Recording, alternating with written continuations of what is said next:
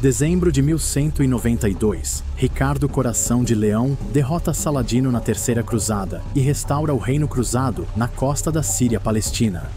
Agora, enquanto Coração de Leão viaja de volta para seu próprio reino, ele é atacado nas terras do Duque da Áustria, um homem que supostamente foi companheiro de cruzada de Ricardo. O imperador do Sacro Império Romano, Henrique VI, captura o rei Ricardo e o mantém como refém para pedir resgate. Como isso pôde acontecer? Como esse imperador cristão justifica aprisionar Coração de Leão, o herói da Terceira Cruzada? Henrique VI é um traidor, uma vergonha para toda a cristandade? Há outro lado nessa história? Ricardo Coração de Leão fez algo para provocar a ira de Henrique? Hoje, no Real Crusades History, vamos explorar a angustiante jornada de Ricardo Coração de Leão de volta para casa após a Terceira Cruzada, seu aprisionamento pelas mãos do imperador do Sacro Império Romano e a luta dos amigos e aliados de Ricardo na Inglaterra para libertar seu rei. Junte-se a nós!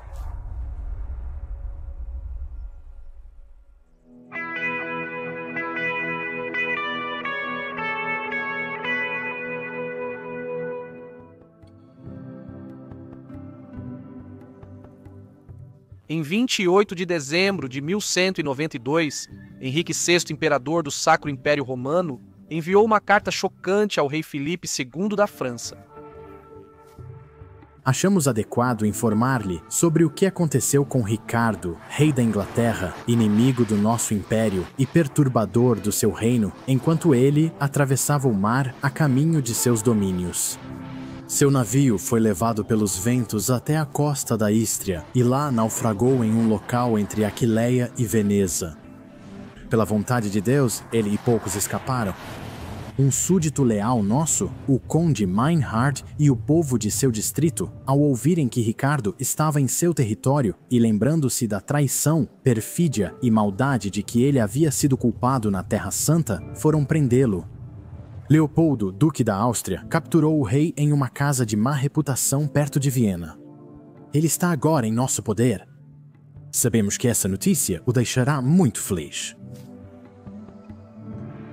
Esta carta de Henrique VI só pode ser descrita como extremamente desonesta e cínica.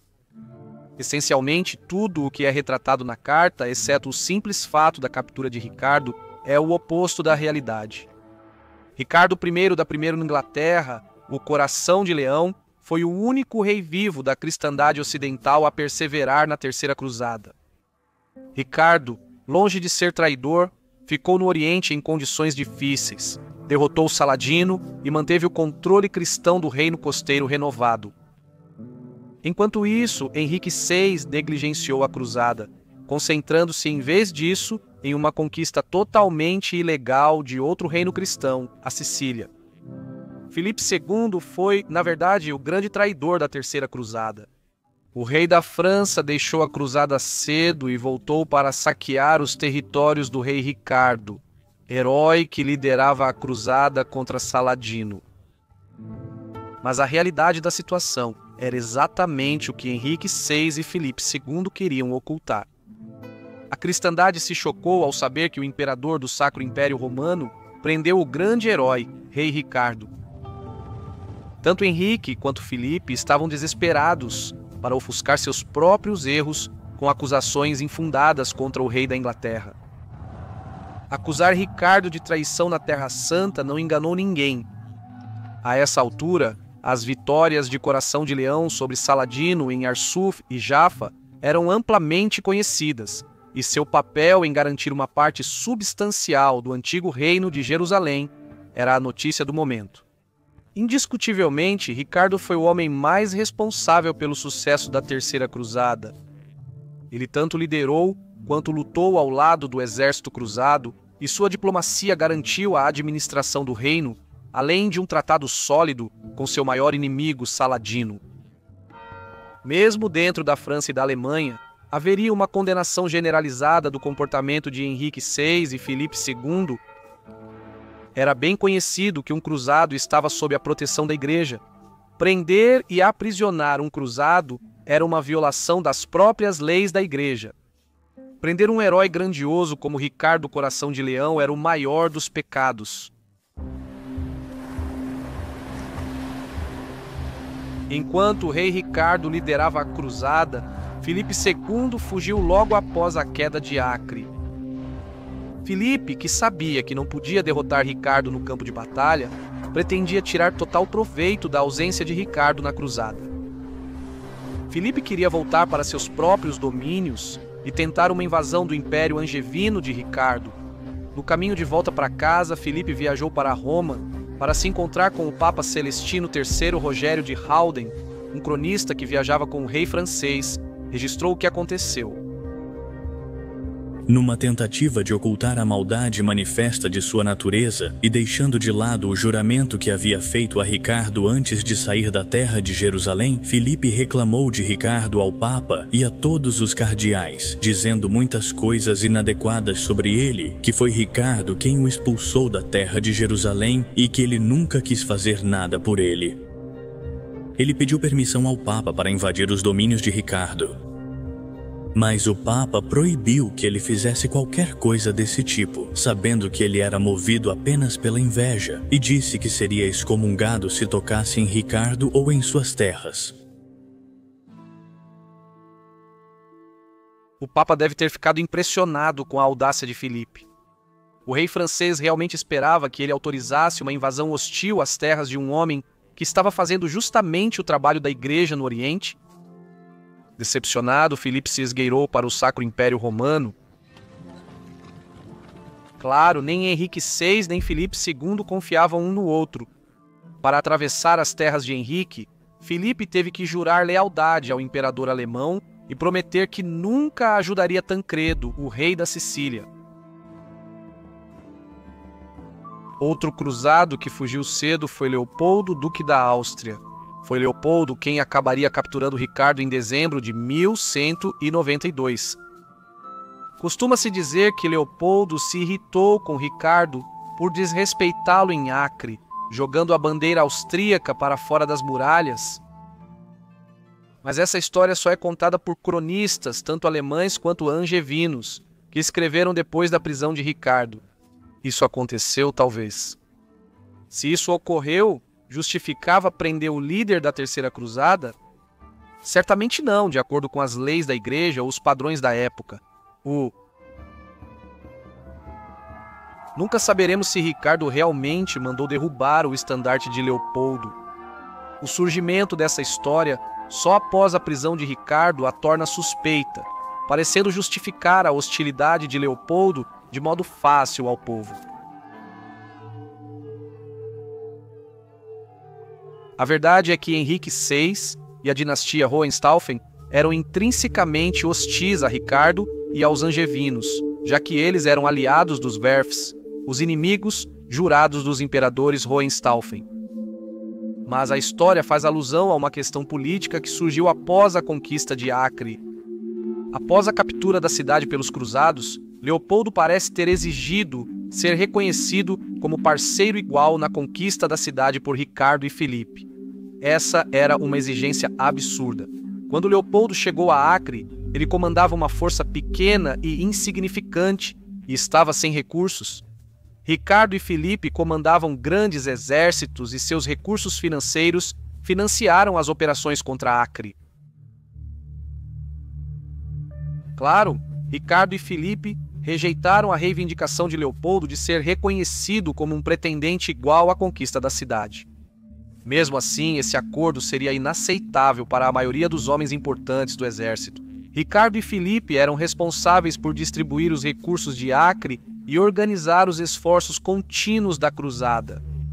Filipe, pela primeira vez, concordava totalmente com Ricardo, algo frequentemente omitido nos relatos populares. Se Leopoldo se irritou com Ricardo por recusar ser parceiro igual dos reis, não deveria ter ficado bravo com Filipe também?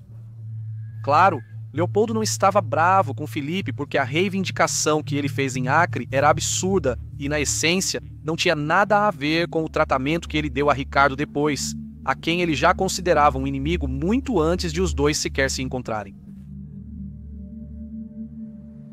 A ideia de que Leopoldo foi insultado em Acre, na verdade, serviu como desculpa para o fato de o Duque da Áustria ter abandonado a cruzada cedo. O verdadeiro erro de Ricardo foi ficar para trás e se destacar na Terra Santa, fazendo Leopoldo, Filipe e Henrique parecerem incompetentes. O biógrafo de Guilherme Marchal acerta ao registrar: o rei Ricardo superou a todos em seus feitos na Síria. Reis, duques, barões, condes. Nenhum havia se igualado a ele de nenhuma forma. Foi a inveja de sua eminência que fez com que ele fosse capturado de forma tão perversa. Só para argumentar, vamos supor que a história seja totalmente verdadeira, embora seja muito provável que não seja. Suponha que Ricardo tenha ordenado que o estandarte de Leopoldo fosse jogado no chão em Acre. Isso justifica Leopoldo prender Ricardo? Não, de forma alguma, a menos que as sensibilidades de Leopoldo fossem mais importantes do que o bem maior.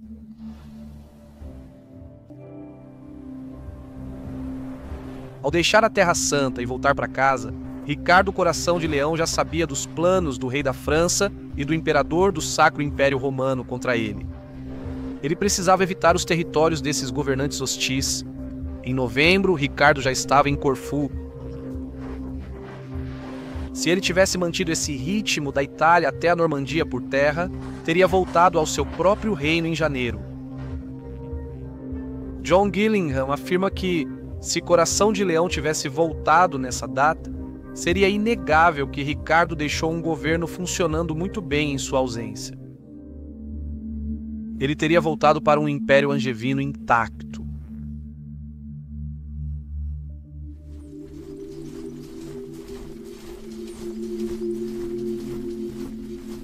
Isso é notável, considerando o quanto Filipe da França e João, o irmão de Ricardo, se esforçaram para minar seu governo. Os administradores de Ricardo confiavam e acreditavam nele. Como sempre, Ricardo inspirava a lealdade mesmo em situações difíceis.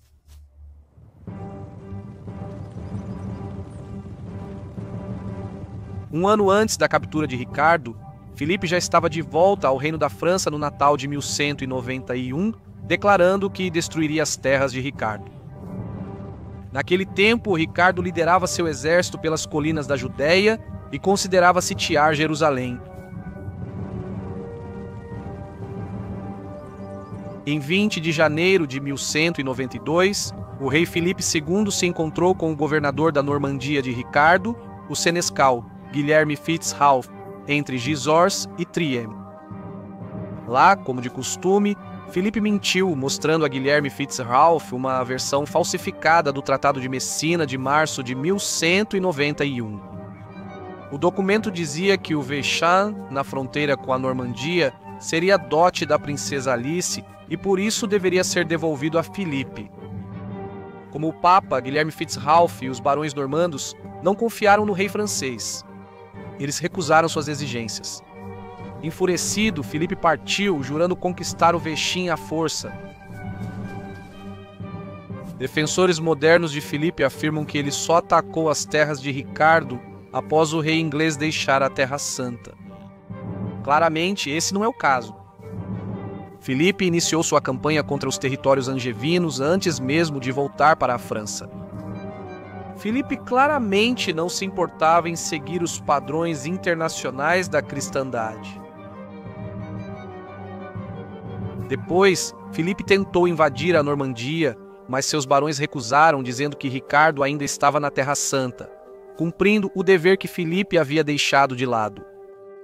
Os nobres franceses mostraram a integridade que seu rei não tinha. Como de costume, Filipe só pôde se retirar furioso, cheio de raiva. Em vez disso, ele se concentrou em consolidar seu domínio sobre Flandres. Com Filipe de volta, castelos na fronteira angevina reforçaram defesas.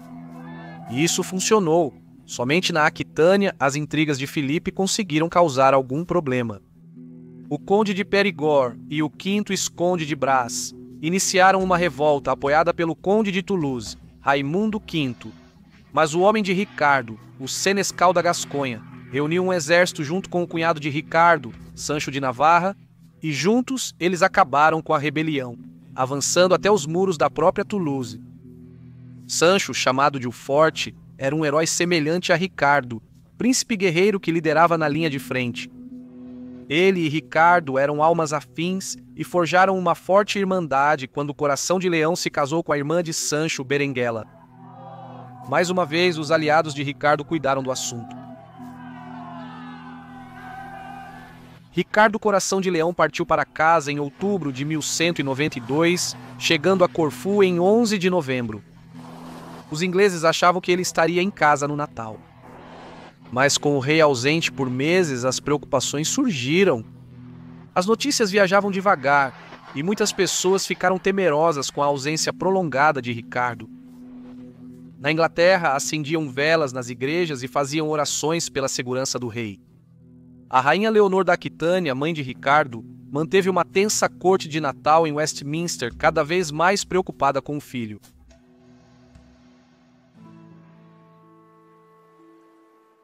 Ricardo planejava viajar por terras do rei Bela da Hungria. Bela, que tinha boa disposição para com Ricardo, possuía várias cidades costeiras como Zara, atualmente na Croácia, que seriam portos ideais para os navios de Ricardo. De lá, Ricardo podia ir ao território de seu cunhado Henrique, o Leão, marido de sua irmã Matilde, no nordeste da Alemanha. A partir dos portos de Henrique, o Leão, em Hamburgo e Lübeck, Ricardo poderia navegar com segurança de volta para a Inglaterra. Na época, os navios eram frágeis e navegavam perto da costa. Viajar no inverno era perigoso pelo clima. Mares tempestuosos fizeram o navio de Coração de Leão aportar mais a oeste do que esperava, entre Veneza e Aquileia, antiga cidade romana no nordeste da Itália. Apenas com alguns aliados de confiança, Balduíno de Betum, Filipe de Poitou e Templários, já que Coração de Leão era próximo à Ordem dos Templários, Ricardo viajou em segredo. O grupo se disfarçou de peregrinos, esperando passar despercebido até as terras de Henrique, o Leão, e, para disfarçar sua identidade, Ricardo deixou crescer uma barba espessa e cabelos longos. Ele e seus companheiros vestiam roupas simples de pobres. Porém, Maynardo de Goertz, parente de Conrado de Monferrato, já havia sido avisado sobre um grupo de peregrinos anglo-normandos e ficou desconfiado. Os homens de Maynardo já pareciam buscar esses viajantes.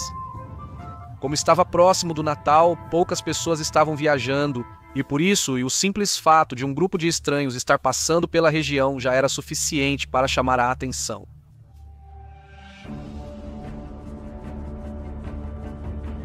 Para Ricardo e seus companheiros, a viagem foi difícil.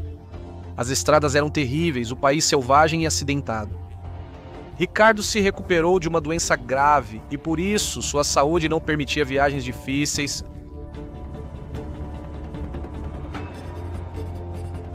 Rogério de Argenton, aliado de Maynardo, encontrou o grupo de Ricardo e já sabia quem eram. No entanto, o próprio Rogério era de origem normanda e era um dos muitos plebeus que admiravam o bom trabalho de Ricardo na Terra Santa. Rogério voltou ao seu mestre e disse que os viajantes não eram Ricardo e seus homens, mas sim pobres peregrinos retornando da Terra Santa. Maynardo não acreditou nele, mas quando enviou mais homens para alcançar o grupo de Ricardo, os viajantes já haviam desaparecido. Para chegar às terras de seu cunhado, Ricardo teria que atravessar o território do Duque da Áustria. Nesse momento, Maynardo já havia avisado o Duque, dizendo para ficar atento ao rei da Inglaterra. Por volta dessa época, o grupo de Ricardo foi atacado pelos homens de Leopoldo e, embora alguns companheiros do Coração de Leão tenham sido mortos, Ricardo e seus amigos lutaram para sair dali e conseguiram escapar. O grupo de Ricardo atravessou o Valcanale e depois entrou na isolada região da Coríntia. Sabendo que estavam sendo perseguidos, eles se separaram, com Ricardo fugindo com alguns companheiros enquanto Balduíno de Betum fingia ser o rei. Balduíno, um companheiro heróico e leal de Ricardo, cumpriu essa tarefa muito bem. Ele foi capturado em Freyzock, certo de que Ricardo o libertaria depois. O grupo de Ricardo agora tinha só 3 membros, incluindo um jovem local fiel aos Velfos e Angevinos. O jovem levava o rei até a fronteira de Henrique, o Leão, agora bem próxima. Eles quase tinham conseguido.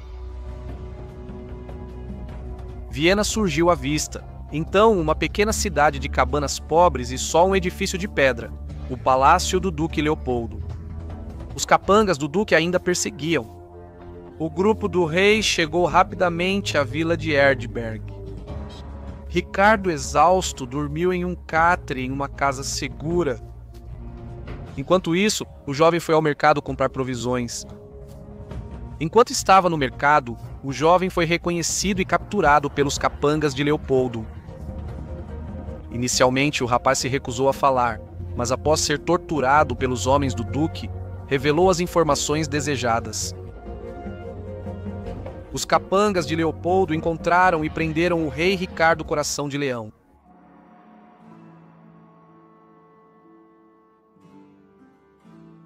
Cronistas alemães relatam Ricardo agindo tolamente, sendo reconhecido por usar joias chamativas, comer comidas sofisticadas ou, segundo a carta enganosa de Henrique VI, visitar uma casa de má reputação. Nada disso pode ser levado a sério, pois é tudo uma propaganda Hohenstaufen óbvia, feita para justificar o injustificável. Na verdade, Ricardo e seu grupo fizeram o possível para se esconder e permanecer discretos, e quase conseguiram chegar a território amigo. A notícia de que Ricardo tentava voltar para casa se espalhou pela Alemanha, e assim que Meinhard identificou o grupo do rei, Leopoldo e seus capangas passaram a procurá-lo sem parar. Leopoldo não tinha o direito de prender Ricardo, especialmente porque Ricardo era um cruzado, retornando após cumprir seus votos. Nada disso importava para o duque austríaco. Ele enviou Coração de Leão ao castelo de Dürnstein, Rocha Seca, e então escreveu ao imperador Henrique VI informando a notícia. Henrique ficou radiante e enviou a carta já mencionada ao cúmplice, o rei da França. Filipe respondeu a Henrique e voltou a mentir, dizendo que Ricardo era o responsável pelo assassinato de Conrado de Montferrat, parente de Henrique. Todos sabiam que Conrado foi morto pela ordem dos assassinos, que só obedecia ao mestre, o velho da montanha, e não prestava serviços a terceiros. Na verdade, não surpreendeu que os assassinos matassem Conrado, já que ele atacara um navio deles antes de morrer. Não é possível que Filipe, Henrique VI ou Leopoldo realmente acreditassem que Ricardo causou a morte de Conrado de Monferrato, mas todos eram mentirosos profissionais, acostumados a mentir. Essa era apenas mais uma mentira frágil para mascarar mal a conduta vil dessa quadrilha de traidores que só crescia.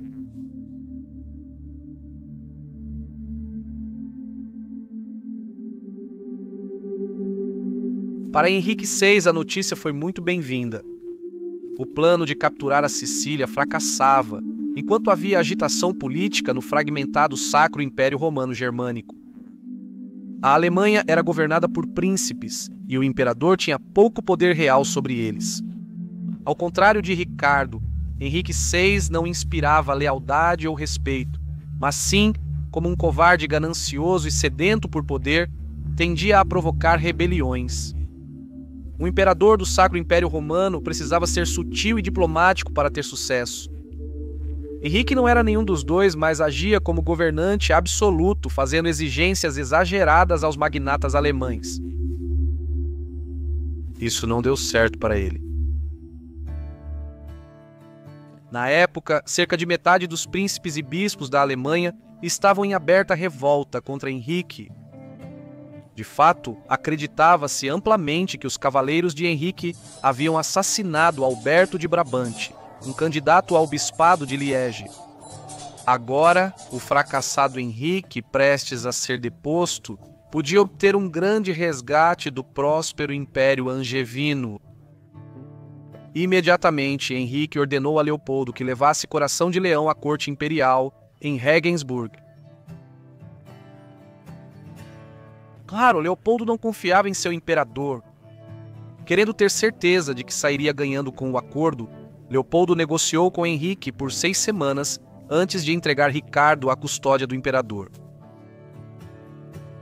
Por fim, Henrique e Leopoldo concordaram com um resgate, embora se recusassem a usar esse termo. Ricardo pagaria 100.000 marcos, divididos entre Henrique e seu cúmplice Leopoldo. Ricardo também teria que fornecer 100 cavaleiros e 50 besteiros para o plano de Henrique de conquistar a Sicília. Para garantir que ele cumprisse essa extorsão, Ricardo deveria entregar 200 reféns. Nesse meio tempo, João homenageou Filipe na França. João concordou em se casar com a irmã de Filipe, Alice, e em iniciar uma rebelião na Inglaterra. De volta às Ilhas Britânicas, João buscou envolver o rei da Escócia no plano. O rei escocês, Guilherme, recusou firmemente, pois Ricardo era seu aliado e havia tratado a Escócia com justiça. Imediatamente, os representantes de Ricardo na Inglaterra agiram para neutralizar João. A rainha Leonor e Walter de Coutances, justiciar de Ricardo, reuniram o exército. Leonor e Walter avisaram João que, se seguisse conspirando com Filipe, perderia suas terras na Inglaterra. Como sempre, João voltou para casa cabisbaixo e envergonhado. Walter de Coutances foi o primeiro a transmitir a notícia da captura de Ricardo pelo Canal da Mancha. Sua competência e trabalho incansável ao longo do próximo ano seriam fundamentais para garantir a liberdade do rei. Walter escreveu para Hugo, bispo de Durham, dizendo-lhe: não há necessidade de suas lágrimas, apenas de sua ação rápida. Walter convocou o Grande Conselho do Reino em Oxford em 28 de fevereiro de 1193 para tratar da libertação de Ricardo. O conselho enviou 2 abades cistercienses para a Alemanha para coletar informações. Abades acharam Ricardo em Oxenfurt em 19 de março. O duque Leopoldo levava Ricardo a Speyer para entregá-lo ao imperador. Ricardo saudou calorosamente os abades e os recebeu animado, como sempre, mostrando força e resiliência diante da provação. Ricardo se decepcionou ao saber das conspirações de João com Filipe, mas não demonstrou preocupação. Meu irmão João não domina um país se alguém oferecer qualquer resistência. Considerando o nível de traição de João, o comentário de Ricardo foi bem contido. No entanto, era necessário. João era o oposto de Ricardo. Ele era um comandante ruim, despertando desprezo e desconfiança, não admiração ou lealdade. Enquanto isso, a irmã de Ricardo, Joana, e sua esposa, Rainha Baranguela, estavam em Roma quando souberam da captura do Coração de Leão. As 2 senhoras ficaram na cidade, receosas de serem capturadas pelas corruptas forças do imperador do Sacro Império Romano. Naquela Páscoa, Henrique VI organizou um julgamento falso para Ricardo em Speyer. Ilustrações de uma crônica alemã da época mostram Ricardo se humilhando aos pés de Henrique, mas isso é um absurdo propagandístico. Ricardo permaneceu firme e orgulhoso, recusando todas as exigências de Henrique. O Coração de Leão era o Coração de Leão, mesmo na prisão. Como Henrique não podia admitir que Ricardo era refém por resgate, fez procedimentos legais de fachada para justificar a conduta criminosa da corte imperial. Em 22 de março, diante de uma assembleia de magnatas alemães, Henrique apresentou sua ladainha de acusações falsas e absurdas. Ricardo havia traído a Terra Santa ao aceitar um suborno de Saladino. Ele havia tramado a morte de Conrado de Monferrato e, mais interessante ainda, havia quebrado acordos nunca especificados com o imperador. Isso era uma referência à aliança de Ricardo com Tancredo da Sicília. Mas Henrique não queria chamar atenção para isso, já que ele estava planejando uma conquista injustificada da Sicília. Ninguém presente acreditou em nenhuma dessas acusações. Até o imperador sabia que era mentira. Ricardo não se deixou abalar por nenhuma dessas bobagens. As fontes concordam que Ricardo respondeu de forma tão razoável que os magnatas alemães concordaram com ele. Como sempre, até inimigos do coração de leão, como cronistas alemães e franceses, são provas de sua conduta elevada. O escritor francês Guilherme, o Breton, diz: quando Ricardo respondeu, falou com tanta eloquência e majestade de uma maneira tão corajosa que parecia ter esquecido onde estava e, em vez disso, estava sentado no trono de seus ancestrais.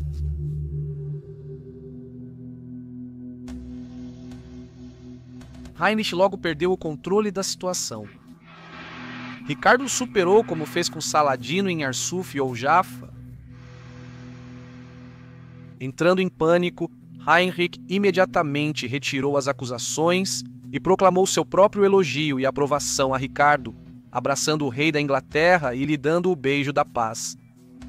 Era um comportamento típico, espasmódico e ineficaz do desajeitado filho de Frederico Barba Ruiva, e deve ter divertido os príncipes alemães, a maioria dos quais já odiava Heinrich, ver o cativo Ricardo Coração de Leão levar a melhor sobre o imperador.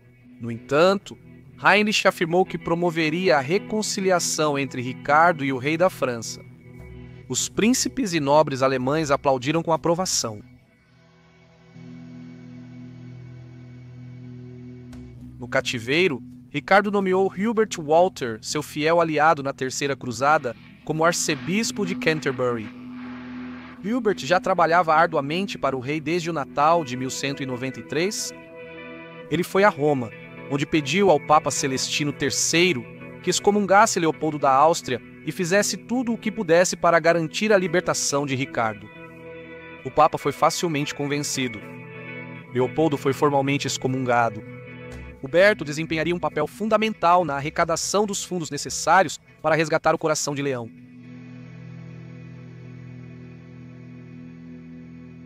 Após ser humilhado em Espira, Henrique queria manter Ricardo longe dos magnatas alemães, que em sua maioria apoiavam o Coração de Leão. Henrique enfrentava rebeliões desde que assumiu o trono. Agora, ele temia que o próprio Ricardo pudesse se tornar um ponto de união para mais revoltas dos príncipes alemães. Henrique enviou Ricardo ao castelo de Trifels, nas montanhas perto de Espira, um local remoto. Em Trifels, as condições do cativeiro de Ricardo podem ter sido bem desconfortáveis. Porém, Guilherme Longchamp, chanceler da Inglaterra, convenceu Henrique a permitir o retorno de Ricardo à corte imperial. Ricardo foi ao palácio em Hagenau. Apesar de não estar livre, durante 1193, Ricardo passou o cativeiro principalmente na corte alemã, sempre sob forte vigilância de muitos guardas armados. Ricardo passava o tempo tentando manter contato com seus amigos e aliados em casa, lendo, compondo músicas e até pregando peças em seus guardas. Segundo todos os relatos, ele manteve o bom humor durante toda a aprovação e conquistou a estima dos homens designados para vigiá-lo. Longchamp também negociou uma data para a libertação do rei, assim que 70.000 marcos fossem entregues junto com os primeiros reféns. Absurdamente, Henrique declarou que o resgate era, na verdade, apenas uma taxa pelo seu trabalho em promover uma reconciliação entre Filipe e Ricardo. Leonor e os justiciários da Inglaterra arrecadaram fundos para o resgate do rei, impondo um imposto de 25% sobre renda e bens móveis, além de apropriar a colheita de lã dos ricos mosteiros cistercienses. Igrejas do país doaram objetos de ouro e prata. Medidas semelhantes foram tomadas nos territórios franceses de Ricardo. Nessa época, a esposa de Ricardo, Rainha Berenguela, já havia voltado de Roma e também buscava fundos para libertar o marido. A arrecadação do resgate de Ricardo foi eficiente, supervisionada por Hubert Walter, Rainha Leonor e Walter de Coutances. Os fundos ficaram na cripta da Catedral de São Paulo sob a supervisão de um comitê com mecanismos internos de controle. O B. Bartlett destaca: o que tornava Hubert Walter indispensável para Ricardo era sua habilidade organizacional excepcional. Ele não era o mais brilhante academicamente entre os bispos de Ricardo, nem o mais piedoso, mas conhecia a lei de trás para frente e liderava os homens com firmeza.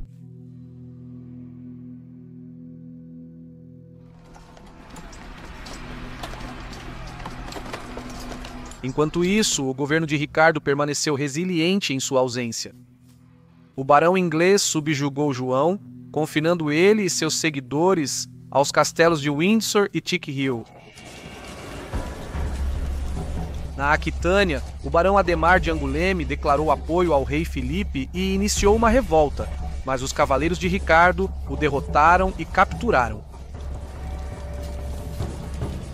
Na Normandia, Filipe conquistou vitória importante ao avançar sobre Gisors com seu exército. O rei francês persuadiu a guarnição do castelo a se render. O castelão de Gisors, Gilberto de Vasquillet, mais tarde seria amplamente criticado por se render tão facilmente. Mas, como senhor de fronteira, ele estava em uma situação difícil. Deveria ele ceder a Filipe, o governante mais poderoso realmente presente na região naquela época? Ou deveria ele esperar por Ricardo, que talvez nunca voltasse, e arriscar a ira do rei francês? Desde então, Gisors virou um problema para Ricardo. Imediatamente, Filipe avançou para atacar a capital da Normandia, Rouen. Filipe liderava um grande exército com destaque para um grande contingente flamengo sob o conde Balduíno VIII. Rouen era defendida por Roberto, conde de Leicester, herói da Terceira Cruzada e companheiro de Ricardo nas batalhas contra Saladino. Roberto, como muitos antigos irmãos de guerra de Ricardo, mostrou uma lealdade a ele que Filipe nunca teria de seus vassalos. Desafiando o rei francês, Roberto abriu os portões de Rouen e convidou Filipe a entrar, afirmando que a cidade era dele se desejasse. Diante dessa coragem e zombaria óbvia, Filipe recuou. Ele queimou os equipamentos de cerco e recuou. No entanto, Filipe continuou atacando e conquistou vários outros castelos na fronteira da Normandia, incluindo Ivry e Passy. Agora Filipe entrou em contato com Henrique VI, o imperador do Sacro Império Romano, e implorou por uma reunião. Filipe estava decidido a encontrar um jeito de garantir a posse de Ricardo. Ricardo, porém, estava sendo muito útil para Henrique na corte alemã.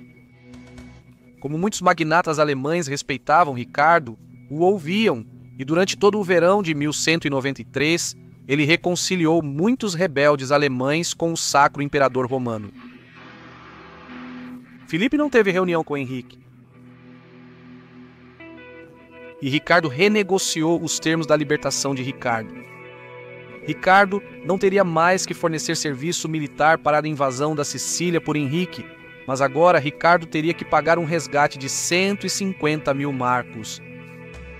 Temendo que a libertação de Ricardo fosse iminente, Filipe escreveu para João com as famosas palavras: "Cuide-se, o diabo está solto."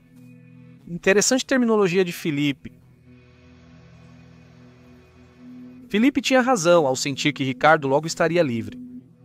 O rei da França havia recebido a condenação do Papa Celestino III, que ameaçou toda a França com severas sanções espirituais se Filipe não encerrasse sua perseguição à Inglaterra. O Papa já havia ameaçado o imperador do Sacro Império Romano. No entanto, a rainha Leonor não se satisfez com nada disso e achava insuficientes os esforços do Papa por Ricardo. Claramente, o Papa não era tão rápido para excomungar homens poderosos no nível dos governantes da França e da Alemanha como havia feito com Leopoldo da Áustria. Leonor bombardeou o Papa com cartas, lembrando que Ricardo cumpriu seu papel de cruzado, enquanto Filipe e Henrique caíram em pecado e traíram Deus. A promessa da Igreja de proteger os cruzados foi inútil? As cartas de Leonor ao Papa são muito emocionadas. Sinto-me maculada pelo tormento. Minha carne está consumida e meus ossos se apegam à minha pele. Meus anos passam cheios de gemidos e eu gostaria que já tivessem passado por completo.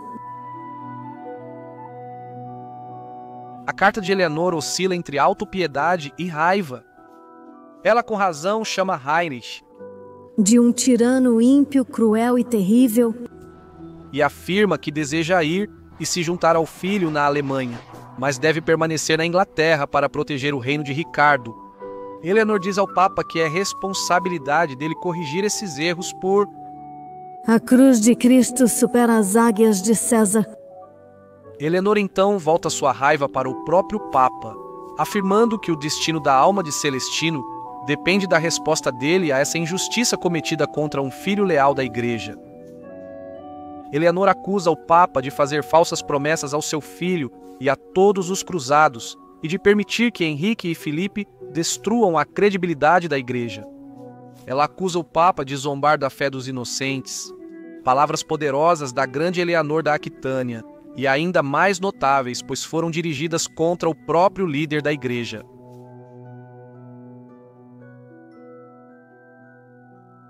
Na segunda metade de 1193, o cativeiro de Ricardo era brando.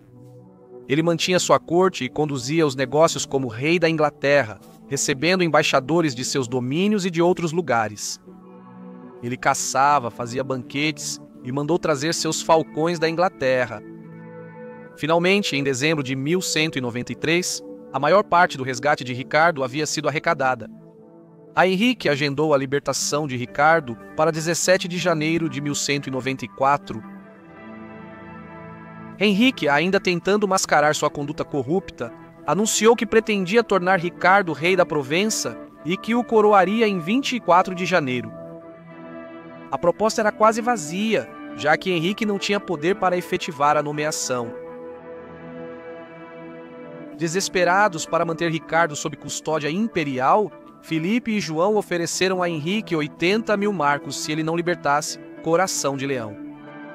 Henrique, como esperado, pensou em voltar atrás, mas isso era politicamente impossível, pois a maioria dos magnatas alemães apoiava a libertação de Ricardo. Durante seu cativeiro, Ricardo formou laços com os príncipes da Renânia, os arcebispos de Mainz e Colônia. Uma coalizão de príncipes alemães estava comprometida em impedir que Henrique aceitasse a oferta de Filipe e João. Em Mainz, em 2 de fevereiro de 1194, Henrique se reuniu com Hubert Walter, Guilherme Longchamp e a própria rainha-mãe, Leonor da Aquitânia. Aqui, o imperador alemão lhes apresentou a carta de Filipe e João. Embora Henrique soubesse, ele provavelmente não tinha capital político suficiente para manter Ricardo como prisioneiro. Ele poderia ter enfrentado outra rebelião dos príncipes alemães. Mesmo assim, Henrique conseguiu arrancar uma última concessão de Ricardo. Isso era característico do imperador alemão, que foi descrito como pálido, friamente desumano e intensamente ambicioso. Abbe Bartlett resume isso da melhor forma.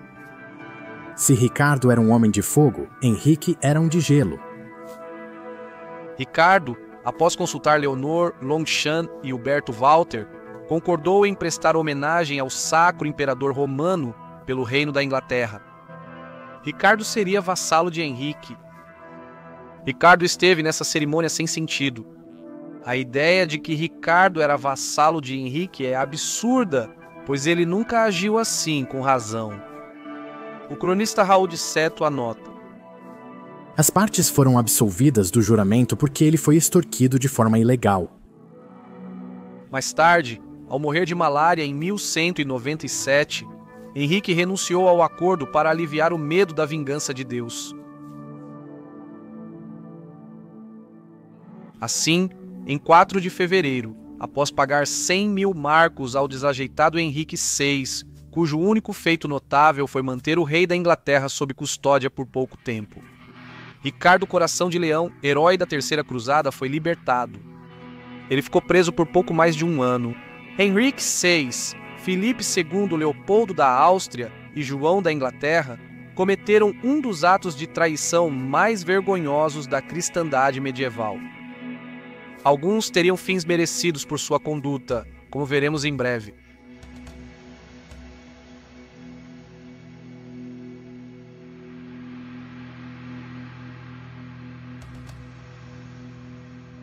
Ao ser libertado, Ricardo cumprimentou primeiro sua mãe, a rainha Leonor, que o abraçou chorando. Imediatamente, Ricardo enviou um mensageiro ao seu sobrinho, Henrique de Champagne, e aos outros cruzados que estavam em Outremer, dizendo que em breve retornaria para retomar a reconquista da Terra Santa. Mas primeiro, ele iria reconquistar aqueles territórios normandos tomados por Filipe II. Isso revela as prioridades de Coração de Leão no início de 1194. Ele era um cruzado dedicado, mas sentia que Filipe e seus cúmplices representavam uma ameaça séria ao Império Angevino. E assim, Coração de Leão pretendia lidar completamente com essa questão antes de novamente assumir a tarefa de reduzir ainda mais o poder dos Aiúbidas na Terra Santa.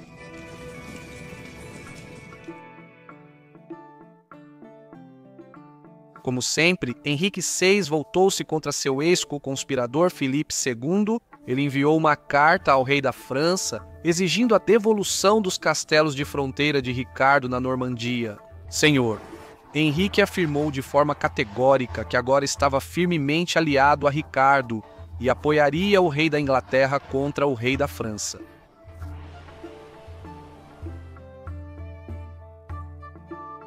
Enquanto isso, Ricardo recebeu homenagem de muitos magnatas alemães, dos arcebispos de Mainz e Colônia, do bispo de Liege, do duque de Brabante, do duque de Limburgo, do conde da Holanda e de outros senhores da Baixa Renânia, e até mesmo do duque da Áustria. Com o tempo, Ricardo usaria essas novas alianças para tirar de Filipe da França seu principal aliado, o conde de Flandres. Quando fevereiro terminou, Ricardo Coração de Leão voltou às suas terras. Ricardo chegou à Inglaterra em um dia ensolarado, desembarcando em Sandwich. Cronistas relatam alegria geral com o retorno de Ricardo. O biógrafo de Guilherme Marchal descreve a alegria de Marchal com o retorno de seu rei. De fato, Guilherme perdeu o funeral do próprio irmão para saudar o retorno do rei Ricardo. Ó, louvado seja Deus, disse ele. Nunca senti tanto conforto quanto com o retorno do meu Senhor. Agradeço a Deus por me trazer tão rapidamente tanto sofrimento quanto alegria. Minha alegria pelo retorno do rei me dá forças para superar a dor que achei que me destruiria. Para Marshal e outros cavaleiros do Império Angevino, o retorno de Ricardo confirmou sua lealdade durante a ausência do rei.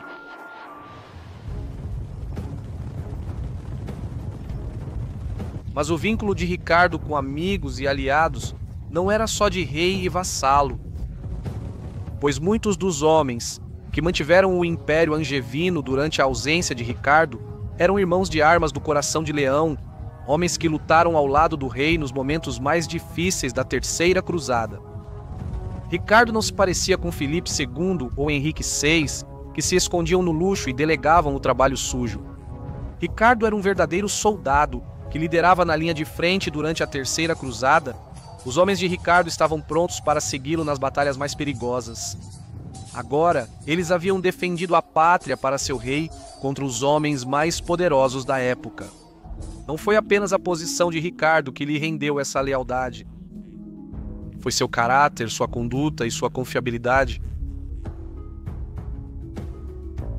Quando Ricardo voltou, quase todos que apoiaram João o deixaram.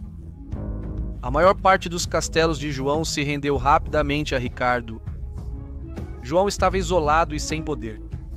Ele nada conseguiu, só mostrou ser uma cobra desleal e ineficaz. João não pôde fazer nada além de se lançar aos pés de Ricardo e implorar por perdão. Felizmente para João, o amor materno interveio em seu favor. Leonor, a quem Ricardo jamais negaria nada, pediu ao Coração de Leão que perdoasse seu irmão caçula. Ricardo fez isso dizendo: "Você está perdoado, João, pois é apenas uma criança com maus conselheiros. Aqueles que lhe deram tal conselho serão punidos." Isso foi uma profunda ofensa pública, pois João tinha quase 30 anos de idade. Mesmo assim, Ricardo tomou as terras de João e, desde então, manteve o irmão traiçoeiro sob controle.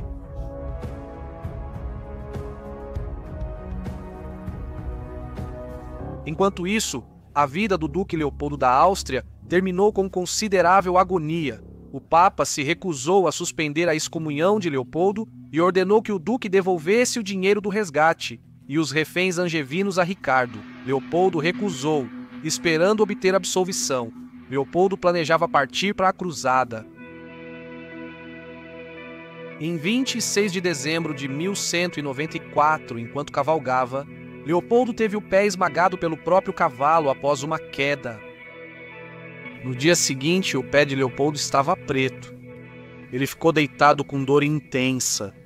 Os cirurgiões da corte sugeriram a amputação, mas ninguém do séquito do duque teve coragem de realizar a operação. Até o filho do duque recusou-se a fazer o necessário. Finalmente, enquanto ele suava de agonia, o próprio Leopoldo segurou a lâmina de um machado contra o tornozelo, enquanto 3 criados se revezavam batendo nela com um martelo. A cada golpe, Leopoldo gritava até que, finalmente, o pé se soltou. Mas já era tarde, Leopoldo morria. Ele libertou seus reféns angevinos, incluindo o heróico Balduíno de Betune, e fez seu herdeiro jurar devolver o dinheiro a Ricardo. Um bispo alemão deu absolvição a Leopoldo. Em 31 de dezembro, Leopoldo da Áustria faleceu, após suportar uma longa e tortuosa morte. Para o Império Angevino, isso foi a justiça de Deus, e o estudante moderno de história pode concordar que Leopoldo recebeu o que merecia. Desde que Ricardo partiu para a Terceira Cruzada, em julho de 1190, até seu retorno do cativeiro em março de 1193, o Império Angevino funcionou surpreendentemente bem sob a administração dos competentes administradores do rei. O período do cativeiro do rei foi uma época de tensão e o peso financeiro foi considerável, mas não muito diferente do fardo imposto ao Estado por reis guerreiros posteriores, como Eduardo I Ricardo retornou a um domínio que ainda era rico, poderoso e coeso. Apesar de perder parte da Normandia, o Império Angevino manteve-se quase intacto. Essa provação comprova a resiliência do Estado angevino. É quase certo que nem o Reino da França nem o Sacro Império Romano teriam se saído tão bem. Mas Ricardo daria pouco descanso a si mesmo após a longa provação. Ele logo começou a restaurar suas terras na Normandia e a punir o rei da França, tanto diplomaticamente quanto militarmente. Assim começa o próximo capítulo na carreira do Coração de Leão.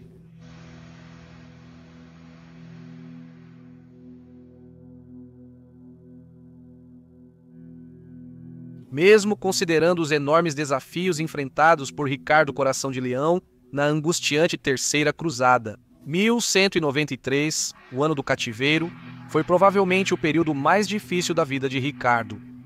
Evidências indicam que Ricardo cumpriu o desafio. O abade Raul de Coggeshall escreveu: "Nenhuma tribulação conseguia obscurecer o semblante sereno deste príncipe.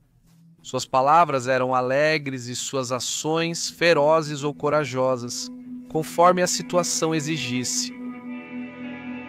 O mais impressionante, certamente, é a conduta de Ricardo durante o falso julgamento que ele enfrentou na corte de Henrique VI, com os cronistas que tomaram o partido dos inimigos de Ricardo, admitindo que Coração de Leão virou completamente o evento a seu favor, humilhando Henrique VI e levando o próprio imperador a renunciar às acusações. Ricardo era certamente um homem de caráter refinado. Ele tinha uma boa educação, sabendo latim o suficiente para fazer piadas na língua com o clero. Ele também tinha grande interesse por música. Só temos exemplos de suas composições musicais do período em que esteve cativo.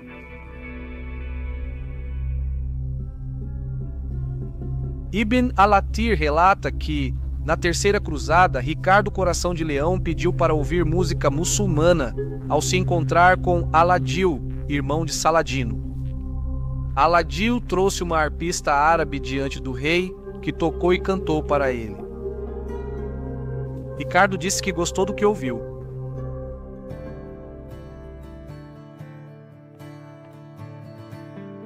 O cativeiro foi um dos raros períodos em que Ricardo caçou e praticou falcoaria, pois tinha tempo.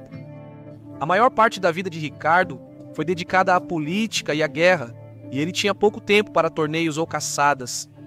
Gerald Bari disse que enquanto Henrique gostava de jogos de guerra, Ricardo preferia a guerra de verdade.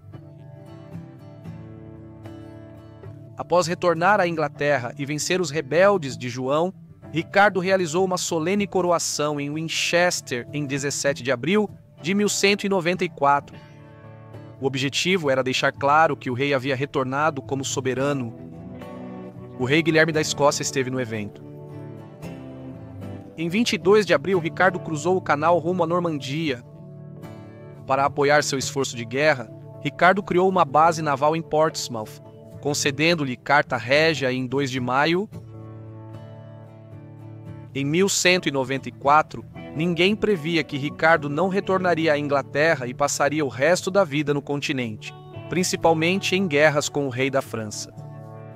Mas deixou a Inglaterra aos cuidados de Huberto Walter, considerado por historiadores ingleses um dos grandes justiciários do país. Ricardo ter passado grande parte do reinado fora da Inglaterra não o diminui como governante. Ricardo, por causa do tamanho de seus domínios, era frequentemente um governante ausente. O mesmo ocorreu com Henrique, segundo pai de Ricardo, tido como um dos maiores reis da Inglaterra. Henrique passou boa parte do reinado na França, mas, como o pai, Ricardo seguiu atuando no governo inglês mesmo em campanha. Ele mantinha contato próximo com Huberto Walter e frequentemente testemunhava as cartas reais pessoalmente. Ricardo frequentemente resolvia assuntos reais em sua tenda de guerra. Gillingham destaca que Ricardo selecionava justiciários e senescais competentes para administrar justiça e finanças, supervisionando rigorosamente suas ações. Ricardo, como bom administrador, sabia escolher as pessoas certas para cada cargo. Desde 1985, estudiosos como Sir James Holt demoliram o antigo mito de que Ricardo era um mau rei sem interesse em administração. Ricardo, ao contrário, estava totalmente envolvido nos detalhes do governo. Holt escreve: o fluxo de mandados reais reflete que Ricardo intervinha com frequência e persistência no controle dos assuntos ingleses. Holt destaca que a quantidade de cartas vistas pelo rei comprova seu envolvimento direto. Ralph Turner conclui que Ricardo I, apesar de sua ausência quase constante da primeira Inglaterra, exerceu forte controle sobre a primeira inglesa, e que aqui ele, abre aspas, teve mais sucesso do que seu pai ou seu irmão. Ricardo era habilidoso com as pessoas e equilibrou bem interesses concorrentes no Estado. John Gillingham aponta que as provas do envolvimento direto de Henrique, segundo na legislação de seu reinado, não são melhores que as de Ricardo em relação às leis sob seu governo. Se Henrique II foi considerado um grande rei, Ricardo também merece esse título. A atuação de Ricardo na legislação aparece em suas leis navais de 1190 e nas instruções aos juízes de 1194. O Edito Real de 1195 tratava da paz no reino, e em 1197 as leis sobre florestas e pesos e medidas foram revisadas. Não há provas de que o reinado de Ricardo tenha empobrecido a Inglaterra. Mesmo após o pagamento do resgate em 1194, há fortes indícios de que a riqueza continuou abundante no reino. O tesouro inglês estava mais forte no fim do reinado de Ricardo do que sob João. Ricardo também se interessou pela legislação dos torneios. O rei queria autorizar torneios para treinar cavaleiros, mas buscou garantir que não fossem eventos desordeiros ou destrutivos. Em agosto de 1194, Ricardo definiu 5 locais na Inglaterra para torneios. A taxa era paga por cada participante conforme seu status e recursos. Guilherme Marshall acreditava que os torneios formavam cavaleiros prontos para a guerra, pois lembrava que, no fim do reinado de Ricardo, 30 cavaleiros ingleses valiam 40 franceses. Apesar de todas as dificuldades na fronteira da Normandia, o reinado de Ricardo foi um período de paz na Inglaterra. Ricardo tinha relações amistosas com o rei Guilherme da Escócia, algo raro na história de conflitos entre Inglaterra e Escócia. Em 1195, organizaram o casamento de Margarida, filha de Guilherme, com Otto, sobrinho de Ricardo, e Rogério de Haldem cuidou dos preparativos na corte real da Escócia. Depois, Guilherme desistiu do acordo ao saber da gravidez da rainha, mas as relações entre Inglaterra e Escócia permaneceram boas no reinado de Ricardo. Ricardo lidou bem com a rivalidade entre Escócia e Inglaterra por Nortúmbria, e a disputa foi resolvida, ao menos temporariamente. Embora as tensões voltassem a crescer no início do século XIII, Eduardo I é visto como um grande rei da primeira Inglaterra, porém Ricardo tratou a Escócia de modo mais construtivo. Em 1195, agentes de Ricardo fizeram paz com o rei de Connacht, Irlanda. Em dezembro de 1197, Huberto Walter emitiu o decreto de Ricardo, exigindo que os barões ingleses dessem ao rei 300 cavaleiros para um ano de serviço. Essa foi uma grande despesa, especialmente para a igreja, e houve algumas reclamações sobre isso, mas era essencialmente reconhecido por todos como um gasto justificado. Embora alguns bispos e barões tenham reclamado do custo, ninguém duvidava que a tomada injustificada de terras pelo rei da França precisava ser revertida. Futuros reis como Eduardo I e Henrique V também exigiriam muito de seus barões, mas na era feudal, os vassalos queriam que seus senhores garantissem seus direitos territoriais. Como observa Gillingham, para eles, parecia correto e apropriado que um rei fizesse todo o possível para recuperar as terras das quais havia sido traiçoeiramente privado. Nos últimos 5 anos de sua vida, Ricardo passou grande parte de seu reinado na Normandia. Mas, daqui em diante, não era mais difícil para o rei governar a Inglaterra do que para Henrique V, outro grande rei guerreiro, que também fez campanhas na França. Em 1196, Ricardo escreveu a Huberto Walter: "Se alguém resistir às minhas ordens escritas, envie-o a mim imediatamente e eu darei a ordem pessoalmente." Guilherme Marshall lembrou das danças, cantos e festas quando Ricardo voltou do cativeiro, mas o rei tinha uma tarefa considerável pela frente. Filipe controlava grande parte da Normandia a leste do Sena, incluindo Arques e Eu, com seus portos de Dieppe e Tréport. Tendo adquirido Artois na Flandre, Filipe agora era mais rico e poderoso do que qualquer rei francês desde a era carolíngia. Em ambas as margens do Sena, Filipe estava a uma distância de ataque de Rouen, a capital da Normandia. Vários senhores de fronteira da Normandia aliaram-se a Filipe, em vez de perderem seus títulos após suas conquistas. O conde Roberto de Leicester, amigo e aliado de Ricardo, resistiu e foi generosamente recompensado por ele. Vários grandes príncipes da França, como os condes de Toulouse, Flandres e Bolonha, apoiaram Filipe ou buscaram neutralidade. Ricardo estava prestes a enfrentar uma grande batalha. Apesar da posição vantajosa, Filipe provavelmente estava ansioso com o retorno de Ricardo e o que viria a seguir.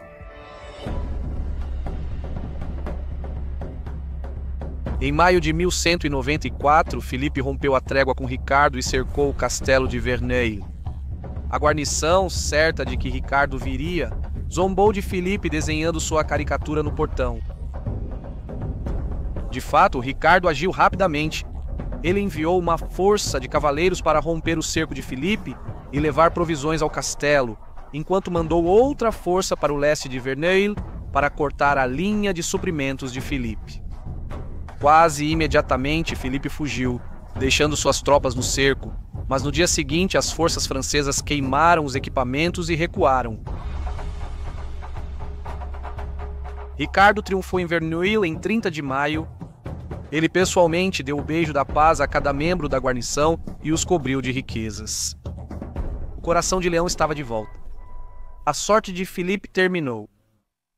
Filipe, porém, capturou o conde Roberto de Leicester, amigo de Ricardo, enquanto ele saqueava território francês.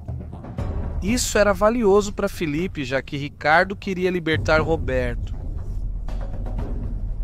Ricardo capturou 3 castelos importantes rapidamente. No sul, ele ajudou as tropas de Navarra a tomar a fortaleza de Luz. Enquanto isso, Filipe tentou dificultar o avanço de Ricardo marchando para o sul. Ricardo estava esperando por isso. Ricardo, coração de leão, preparou uma emboscada para Filipe fora de Vendôme, no caminho dele.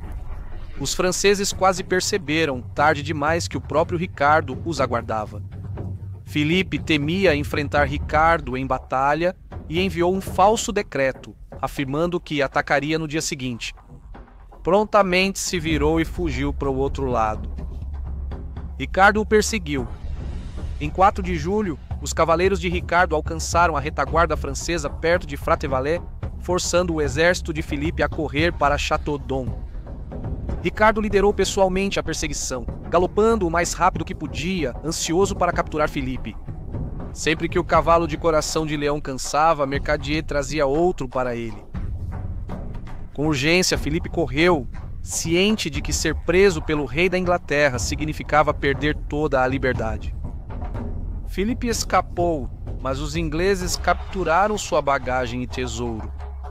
Naquela noite, os homens de Ricardo receberam o tesouro francês, enquanto Guilherme Marshall e sua companhia mantiveram a retaguarda pronta para reagir a ataques. Em 40 dias, Filipe enfrentou 2 retiradas humilhantes, perdendo até uma caravana de carroças. Filipe foi lançado de volta para as terras reais francesas enquanto Ricardo ocupava a Aquitânia. E isso era só o começo. Na próxima série, veremos as campanhas de Ricardo contra Filipe no fim dos anos 1190. Obrigado por assistir. Para saber mais sobre a cruzada de Ricardo na Terra Santa, assista ao nosso documentário sobre a Terceira Cruzada, disponível na sua tela. Clique no link do vídeo para assistir ou veja a descrição para outro link do documentário.